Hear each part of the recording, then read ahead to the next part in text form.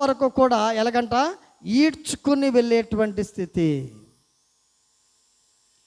మీరు గమనించండి, అపోస్తలుడైన యొక్క పౌలు పరిచర్య గురించి చెప్పాలంటే కనుక మనలో వణుకు పుడుతుందండి. ఆయన చేసినటువంటి పరిచర్య గురించి మనం ధ్యానించాలంటే కనుక మనకి వణుకు పుడుతుంది. మీరు గమనించండి, మనం ఆలోచన చేస్తే రాళ్ళు రువి అతను చనిపోయాడని అనుకుని అతన్ని పట్టణం వెలుపలికి అతన్ని ఈడ్చిరి. అయితే శిష్యులు అతని చుట్టూ నిలిచి ఉండగా అతడు లేచి పట్టణంలో ప్రవేశించి మరనాడు బర్నబాతో కూడా దర్బేకు బయలుదేరిపోయి. ఇక్కడ మీరు గమనించండి, ఇప్పుడు ఇతడు ఎక్కడి నుంచి వెళ్ళిపోయాడండి? అంతియోకయ ఇకోనియా అనేటువంటి ప్రాంతము నుండి అక్కడ కొట్టబడి ఏడ్చబడి తల్లి చనిపోయిన స్థితిలో దుర్భరమైన పరిస్థితుల్లో ఏడ్చబడి అక్కడ నుండి ఎక్కడికి వెళ్ళిపోయాడు? దెర్బేకు వెళ్ళిపోయాడు. అయితే దెర్బేకు వెళ్ళిపోయిన తర్వాత అక్కడ మీరు గమనించండి, అక్కడ మరలా సువార్త ప్రకటించాడు. 21 వారు ఆ పట్టణంలో సువార్త ప్రకటించి అనేకులను శిష్యులుగా చేసిన తర్వాత మీరు ఇక్కడ గమనించండి, ఎందుకు ఈ మాటలు అంటే ప్రియా దేవుని సంగమా, మనకి శ్రమ సంభవించిందంటే ఆ శ్రమలో కూడా దేవుడు ఏదో ఉన్నతమైన ఆలోచన అనేది ఉంటుంది.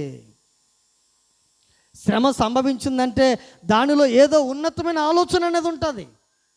దేవుడు ఆ శ్రమలో కూడా దేవుని గూర్చిన సువార్తను నువ్వు ఎక్కడో అందించాలని దేవుడు నీ పట్ల ఒక కార్యాన్ని జరిగిస్తాడు. ఎందుకు ఈ మాటను నేను తెలియజేస్తున్నానంటే, నేను వీరవాసురం 2లో నేను పరిచర్య చేసినప్పుడు 3 రోజులు ఎంతో భారీగా మీటింగ్స్ పెట్టారు. అండలూరు పరిశుద్ధ లూథరన్ దేవాలయంలో 3 రోజులు మీటింగ్స్. ఉన్నతమైనటువంటి సేవకులను ఎంతో దూరాన్ని నుంచి వారిని ఆహ్వానిస్తున్నారు. నేను ఇంచుమించు 1 రోజుల నుంచి దాని కొరకు ఫ్లెక్సీలు వేయించి పాంప్లెట్స్ వేయించి తల్లి 8 సంఘాలు, నేను ముందు చేసినటువంటి 8 సంఘాల్లో కూడా ఈ మీటింగ్స్ కొరకు ప్రార్థన చేయండి అని వెళ్ళిన సంఘానికల్లా తెలియచేస్తూ, మరి ఈ 3 సంఘాలు కూడా చక్కని రీతిలో నా కుటుంబంతో సంతోషంగా దేవుణ్ణి మహిమపరచాలి అనేటువంటి ఆలోచన మరి కలిగి ఉన్నటువంటి ఈ యొక్క తరుణంలో నాకు అనుకోని పరిస్థితుల్లో బలహీనపడ్డాను. టైఫాయిడ్ అటాక్ అయింది. అటాక్ అయితే విపరీతమైనటువంటి శారీర బలహీనత. తీసుకువెళ్ళి నన్ను సుఖీబాబా హాస్పిటల్లో జాయిన్ చేయించారు. సంఘ పెద్దలు వస్తున్నారు, అందరూ వస్తున్నారు, వచ్చి పలకరిస్తున్నారు. ఏంటండి అయ్యగారు, ఇంత భారీగా మనం మీటింగ్స్ పెట్టుకున్నాం, కానీ మీరేంటి ఈ స్థితిలో ఉన్నారని వాళ్ళు బాధపడుతున్నారు. ఓ పక్క నుంచి నాకు మనోవేదన. ఏంటి, నేనేమో ఎంతో ఊహించుకున్నాను, ఈ 3 దినాలు మీటింగ్స్లో చక్కగా నడిపించాలి, ఆధ్యాత్మికంగా బలపడాలి, ఒక్కరినైనా కానీ రక్షణ అనుభవంలోనికి నడిపించాలి అనేటువంటి ఉద్దేశంతో ఉంటే ఏంటి ఇలా జరిగింది ఏంటని చెప్పేసి నేను చాలా చాలా చాలా బాధపడేటువంటి సమయంలో మీరు గమనించండి, నేను హాస్పిటల్లో అడ్మిట్ అయినప్పుడే ఆ హాస్పిటల్లో ఆ రూమ్లో అప్పటికే ఒక కుమారుడు, చిన్న బిడ్డ ఉన్నాడు. ఒక చిన్న కుమారుడు ఉన్నాడు, వారి తల్లిదండ్రులు ఉన్నారు. ఉంటే తనకి ఏమిటి అనేది కనుక ఆలోచన చేస్తే ప్లేట్లెస్లు పడిపోయి అంతకుముందే ఐసీలోంచి తీసుకొచ్చి పైన పొరండు పెట్టారు, పైకి తీసుకొచ్చారంట. ఆ రోజే ఐసీలోంచి తీసుకొచ్చి పైన రూమ్లో పెట్టారు. ఆ చిన్నపిల్లవాడు ఉన్న రూమ్లో ఒక బెడ్ ఉంటే నన్ను అక్కడ నాకు ఇవ్వడం జరిగింది. అయితే నేను అక్కడ ఉన్నాను, నా బాధలో నేనున్న. అనేక మంది వస్తున్నారు, ప్రార్థన చేస్తున్నారు, సేవకులు వస్తున్నారు, ప్రార్థన చేస్తున్నారు, వెళ్తున్నారు. ఇదంతా కూడా జరుగుతున్నది. అయితే ఇవన్నీ కూడా ఎవరు చూస్తున్నారంటే కనుక ఈ పసిపిల్లవాడి యొక్క తల్లి చూస్తుంది. ఇంతకు వారెవరు అంటే కనుక అన్యులు. అయితే నేను రాత్రి అయ్యేసరికి మరి మనకున్న అలవాటు ఏం చేస్తాం తల్లి, ప్రార్థన చేసుకుంటాం కదా. అలాగుండే నేను ఆ బైబిల్ చదువుకుంటా ప్రార్థన చేసుకుంటుంటే ఆమె అన్నీ గమనిస్తుంది. ఓ పక్క నుంచి అడుగుదామా వద్దా అని ఆమె ప్రేరేపణ కలుగుతుందేమో మనసులో. అంటే మీరు గమనించండి, ఇందాక ఆ యొక్క నడవలేని స్థితిలో ఉన్నటువంటి బలహీన పాదములు కలిగినటువంటి వ్యక్తి అపోస్తలుడైన పౌలు యందు ఏ విధంగా విశ్వాసం ఉంచాడో అదేవిధంగా ఆమె ఇంతమంది సేవకులు వచ్చి ప్రార్థన చేస్తుంటే ఆమె అనుకుంటుంది, కానీ ఆమె ఎవరొకరు ఉంటున్నారు, ఆ సందర్భంలో ఎవరొకరు ఉంటున్నారు. ఆమె ఆ మాట అనలేకపోతుంది. ఏంటంటే కనుక అయ్యగారు మీరు కూడా మా బిడ్డ కొరకు ప్రార్థన చేయండి, వచ్చి మీరు పాస్టర్ గారు అంటగా ప్రార్థన చేయండి అని అనట్లేదు. అంటే ఆమెలో ఏముంది? భయపడుతుంది. అంటే ప్రార్థన చేయమంటే మా కుటుంబీకులు, మా బంధువులు వీళ్ళు ఏమనుకుంటారా, ఇదిగో వాళ్ళని ప్రార్థన చేయమంటుంది ఈమె అని చెప్పి అనుకుంటారేమో అనుకుని ఆమె అలాగే చూస్తుంది. అయితే చూసింది ఒక రాత్రి చూసింది. రెండో రోజు అంది, అయ్యా మీరు ప్రార్థన చేసుకుంటున్నారు కదా, మా కుమారుడు కొరకు కూడా మీరు ప్రార్థన చేయండి అంది.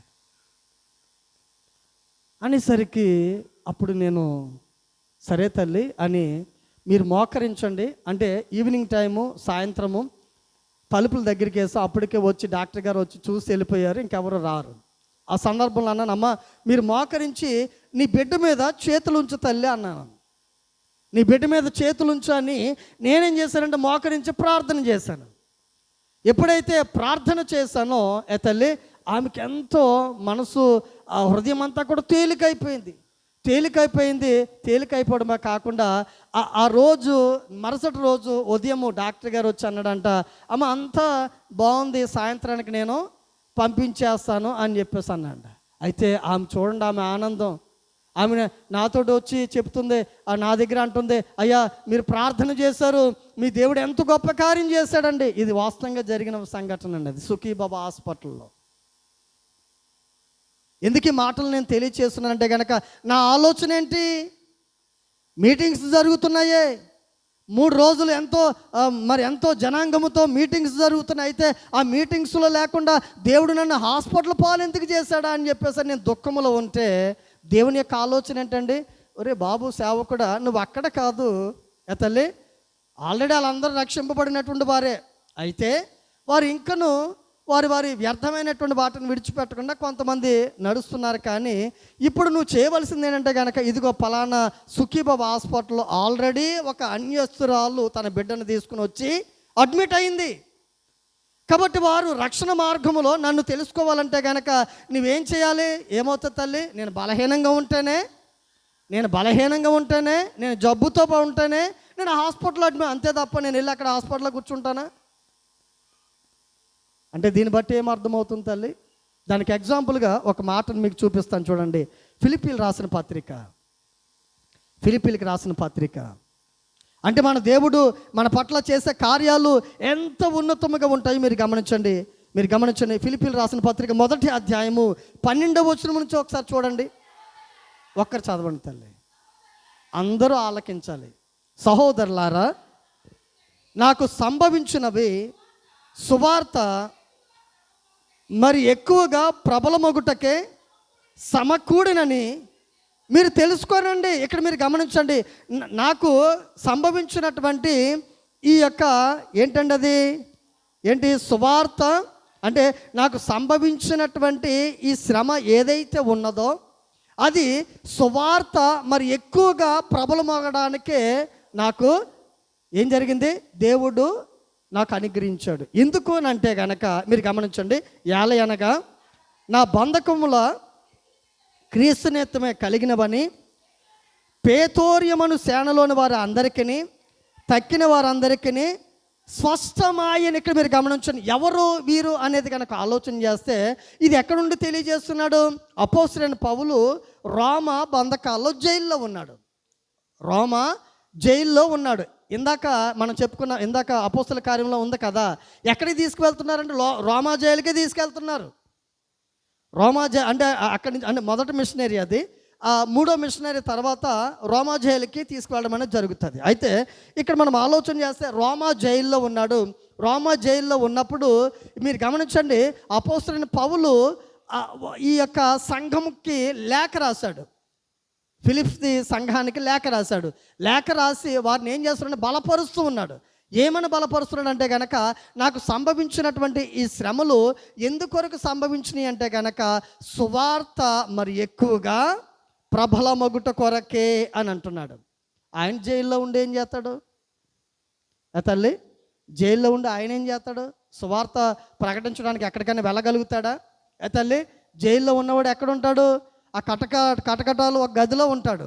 అయితే మీరు గమనించండి, ఈ కటకటాలు జైల్లో ఉన్నటువంటి ఈ పౌలు గారు ప్రేతోరియం అనేటువంటి సేన అంటే కనుక తల్లి పోలీసులు యొక్క బ్యాచెస్ ఉంటాయి కదా, పోలీసుల యొక్క బ్యాచీలు ఉంటాయి కదా, అందులో ప్రేతోరియం అనేటువంటి సేన ఒక కేటగిరీకి చెందినటువంటి వారు. అయితే వీరు అంటే కనుక పౌలు గారి దగ్గర ఈ జైలు దగ్గర కాపలాదారులుగా ఉంటున్నారు. జైలు బయట అంటే కటకటాల బయట కాపలాదారులుగా ఉంటున్నారు. అయితే ఈయన జైల్లో ఉండి ఈ కాపలాదారులుగా ఉన్నటువంటి ప్రేతోరియం అనేటువంటి సేన వారికి ఈయన ఏం చేస్తున్నాడు తల్లి? క్రీస్తుని గూర్చిన సువార్త వాళ్ళు మారిపోయారంట, వారు రక్షణ పొందారంట. మీరు గమనించండి, అందుకని ఇక్కడ అంటున్నాడు ఏంటంటే కనుక ఏలయనగా నా బంధకములు క్రీస్తు నిమిత్తమే కలిగినవని ఎవరు గ్రహించారంట? ఒరే బాబు, ఇదిగో నువ్వు ఈ యొక్క రోమా సైనికులుగా మా యొక్క అధికారులు పట్టుకొని నిన్ను ఈ చెరసాల్లో వేయడానికి గల కారణం ఏంటంటే కనుక మమ్ములను మార్చడానికే, మేము ఆ క్రీస్తుని గూర్చి తెలుసుకొనడానికే మమ్ములను తల్లి మా నిమిత్తమై మీ దేవుడు నిన్ను తీసుకొచ్చి ఎక్కడ పెట్టాడు? చెరసాల్లో పెట్టాడు అని ఎవరికి అర్థమైంది? తల్లి సేన ప్రేతోరియం అనేటువంటి సేన వారికి. అంటే గనక అన్యులు రక్షణ పొందారు. అన్యులు ఏం చేశారు? ఏం చేయబడ్డారు తల్లి?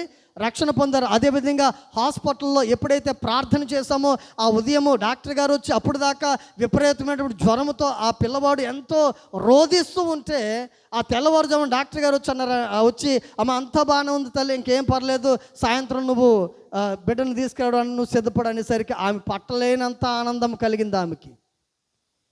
అయితే అప్పుడు నేను అనుకున్నాను, ఆ సాయంత్రం వెళ్ళిపోయేటప్పుడు ఆమె బలవంతంగా తల్లి నాకు ఏం చేసిందంటే, మీరు ఎవరంటే నేను అన్నాను, అమ్మ నేను పాస్టర్ గారిని అన్నాను. అంటే అయ్యా ఇదిగో మేము మాకు సమీపముగా ఒక మందిరం ఉంది, ఆ మందిరంలోనికి నా బిడ్డను తీసుకెళ్ళి నేను కానుక వేయించుకుంటానండి. అయితే ఇదిగో నాకు కలిగింది మీ చేతిలో పెడుతున్నా, ప్రార్థన చేయండి మా కుటుంబం కొరకు అని చెప్పేసి అని ఆమె బలవంతంగా నా చేతిలో కానుక పెట్టారు. అమ్మ వద్దమ్మ తల్లి, మీరు ఎంతో ఖర్చు పెట్టారు, బిడ్డ కొరకు మీరు ఎంతో ఖర్చు పెట్టారు ధనాన్ని అంటే, లేదండి నేను తృప్తిగా సంతోషంగా ఈ హాస్పిటల్ నుంచి బయటకు వెళ్ళాలంటే మీరు కానుక తీసుకోవాలి అని చెప్పి బలవంతంగా కానుక పెట్టిందండి. మీరు గమనించండి, నా ఆలోచన ఏంటి? అక్కడ మందిరంలో 3 దినాల ఉపవాస ప్రార్థన కోడికలు ఏర్పాటు చేస్తే ఆర్భాటముగా ఎంతో ఘనముగా అక్కడ లేనే అని నేను బాధపడ్డాను. దేవుడు ఎందుకు హాస్పిటల్లో పెట్టాడు నన్ను? ఇప్పుడే ఎందుకు జ్వరం రావాలి ఏంటని ఎంతో దుఃఖించేటువంటి సమయంలో ఆ అన్యురాలు ద్వారాగా దేవుడు తల్లి నాకు ఆలోచన ఏమిటంటే కనుక, ఓరి పిచ్చోడా, నువ్వు అక్కడ మార్చడం కాదు, ఇక్కడ మార్చవలసిన పరిస్థితి ఉంది. ఇక్కడ ఆ యొక్క కుటుంబానికి నువ్వు సువార్తను అందించవలసిన పరిస్థితి ఉన్నది. వారు రక్షణ పొందాలంటే కనుక నువ్వు రా హాస్పిటల్కి. అది దేవుని యొక్క ఆలోచన. అయితే ప్రియా దేవుని సంగమా, ఈ యొక్క ప్రేతోరిమైనటువంటి సేన వారు కూడా వారు గ్రహించారండి. గ్రహించి ఇదిగో నీవు చెరసాల్లో వేయబడడానికి గల కారణం ఏమిటంటే కనుక మా నిమిత్తమే, మా కొరకే నీ దేవుడు నిన్ను చెరసాల్లో బందీగా నిలబెట్టుకున్నాడు. అయితే ఈ రోజున మేము ధన్యులము అని చెప్పుకున్నారు. వారు ఏం చెప్పుకున్నారండి? మేము ధన్యులము. ఎందుకంటే ఆ చెరసాల్లో అపోస్తలుడైన పౌలు ఉంచబడ్డాడు కాబట్టి వారు రక్షణ పొందగలిగారు. లేదంటే వారి పాపములోనే చనిపోతురేమో. కాబట్టి ప్రియా దేవుని సంగమా, మనకి శ్రమ సంభవించిందంటే ఆ శ్రమలో ఏదో ఉంటుంది. నువ్వు క్రీస్తు కొరకు బ్రతుకుతూ, నువ్వు క్రీస్తు కొరకు నీ జీవితాన్ని సమర్పించుకొని నువ్వు ముందుకు వెళ్ళినప్పుడు ఒకవేళ నీకు శ్రమ సంభవించిందా, నువ్వు భయపడవలసిన పని లేదు. ఆ శ్రమలోనే ఏదో దాగి ఉంటుంది, ఏదో దేవుని యొక్క ఉన్నతమైన ఆలోచన అనేది దాగి ఉంటుంది. అయితే దాని కొరకు నువ్వు కనిపెట్టాలి.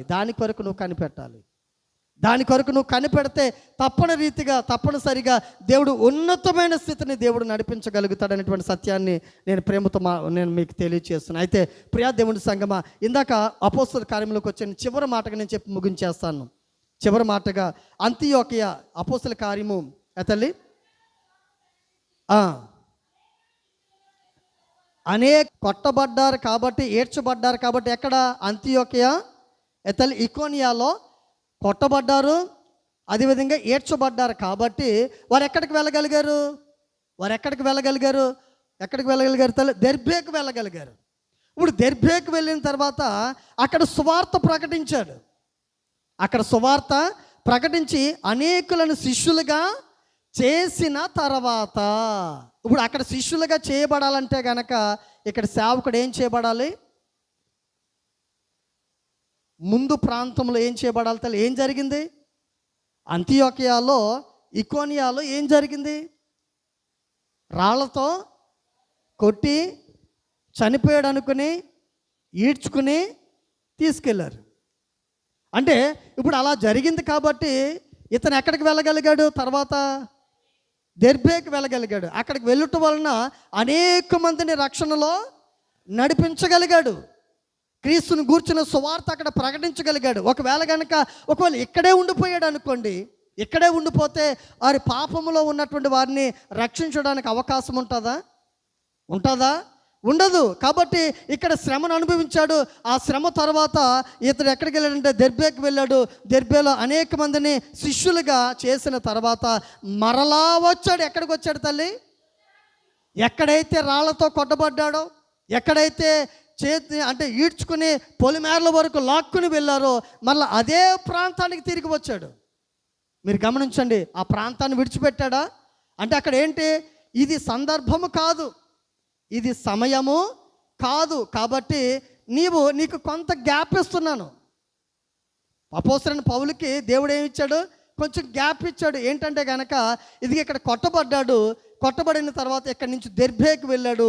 దెర్బేలో అనేక మంది పాపములు మగ్గిపోతున్నారు, వారు మరణానికి సమీపముగా ఉన్నారు. కాబట్టి ఇక్కడ కొట్టబడ్డాడు కాబట్టి దెర్బేకు వెళ్ళాడు. దెర్బేకు వెళ్ళి అనేక మందిని శిష్యులుగా చేశాడు. శిష్యులుగా చేయబడిన తరువాత మళ్ళీ ఎక్కడికి వచ్చాడు? ఎక్కడైతే కొట్టబడ్డాడో, ఎక్కడైతే ఈడ్చబడ్డాడో మళ్ళీ అదే ప్రాంతానికి తిరిగి వచ్చి అక్కడ మీరు గమనించండి, అక్కడ ఏం చేశాడు చూడండి 22వ వచనంలో. ఆ శిష్యుల మనస్సులను దృఢపరిచి విశ్వాసమందు నిలకడగా ఉండవలననియు అనేక శ్రమలను అనుభవించి మనము దేవుని రాజ్యములో ప్రవేశింపవలననియు వారిని హెచ్చరించిరి. అంటే మీరు గమనించండి, అక్కడ ఉన్నటువంటి శిష్యులు కలవరములో ఉన్నారు. ఎలా ఉన్నారు తల్లి? కలవరం. ఎందుకంటే కనుక ఇదిగో క్రీస్తుని గూర్చిన సువార్తను అందించడానికి అపోస్తలుడైన పౌలు వస్తే ఇక్కడ అనేక మంది కుట్ర పన్ని ఆయన్ని రాళ్లతో కొట్టి చంపడానికి ప్రయత్నం చేయడమే కాకుండా ఆయన్ని పట్టుకొని మరి పొలిమేర్ల వరకు లాక్కుని వెళ్ళిపోయారే. ఆయన ఎలా ఉన్నాడో ఏంటో, ఆయన పరిస్థితి ఎలా ఉందో ఏంటో, ఆయన పరిస్థితి ఎలా ఉంది ఏంటని మరి అక్కడ ఉన్నటువంటి కొంతమంది విశ్వాసులు ఆందోళనలో కలవరం చెందుతూ ఉంటే ఆయన దెర్బేకు వెళ్ళి అక్కడ శిష్యులుగా కొంతమందిని మార్చి అక్కడ సంఘమును ఏర్పాటు చేసి మరలా తిరిగి ఎక్కడికి వచ్చాడు? తల్లి ఎక్కడ? అంతియోకియా ఇకోనియాకును వచ్చి తల్లి అక్కడికి వచ్చి అక్కడ శిష్యులుగా ఉన్నటువంటి వారందరినీ కూడా ఏం చేస్తున్నాడు? బలపరుస్తూ ఉన్నాడు. ఏమని బలపరుస్తున్నాడు? అనేక శ్రమలను అనుభవించి మనము దేవుని రాజ్యంలో ప్రవేశింపవాలని వారిని హెచ్చరించడమే కాకుండా అక్కడ మరియు ప్రతి సంఘంలో వారికి పెద్దలను ఏర్పరిచి ఉపవాసం ఉండి ప్రార్థన చేసి వారి నమ్మిన ప్రభువునకు వారిని అప్పగించాడు. అంటే కనుక అక్కడ సంఘం ఏర్పరచబడిందా లేదా?